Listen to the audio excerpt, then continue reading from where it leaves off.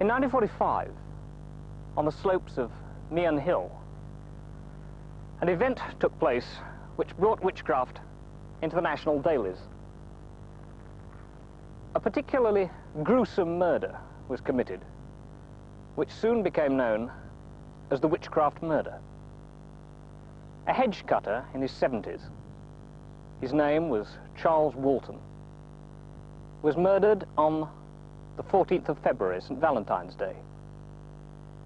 He was battered to death with a stick, and he was pinned to the ground with his own pitchfork, which was thrust on either side of his neck, through the neck.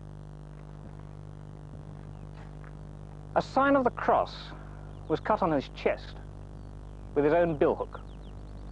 One of the most remarkable features about the case was the seriousness with which the police treated the whole witchcraft theory.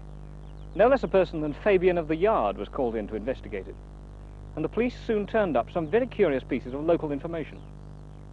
St. Valentine's Day in 1945 fell on Ash Wednesday, a day particularly rich in black magic associations.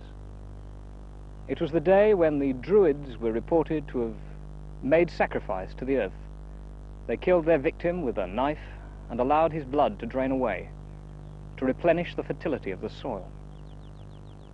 Charles Walton's case aroused the interest of Margaret Murray, the celebrated Egyptologist and archaeologist. She was then in her 90s, but she came down to the village to stay there and investigate the case personally. And she said that she was 95% certain that the killing was a witchcraft killing, that Walton had been murdered to replenish the earth. Well, why should this possibly be so? The theory that came out was that Walton himself was a witch, and he'd made barren the local land. The crops had been bad, they'd been late, and they hadn't really been very fruitful.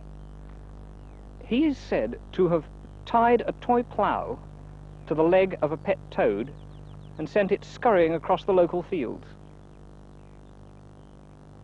In 1875, in Long Compton, a village only a little way away, an old woman had been killed under exactly the same circumstances.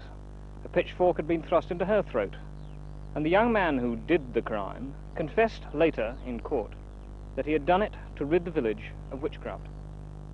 This is a photo of old Walton, and his case demonstrates just how elusive witchcraft can be to the investigator.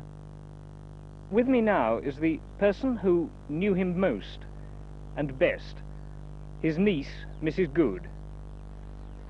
Mrs. Good, Charles Walton was living with you at the time of the murder. Yes. Do you think that there was any chance that witchcraft played any part in his death at all? No. I think the papers made a lot of it. And I lived with him all my life, and I've never known such things. I think it's ridiculous, really, the things that were said. What did you think about the theories in the newspapers? And, what the paper said was very disturbing, because none of it was true. Warwickshire is supposed to have been one of the great centres of witchcraft. Did you ever meet a witch or know anything about witchcraft? No, never. I've never heard of it. I never remember them talking about witchcraft till this came along.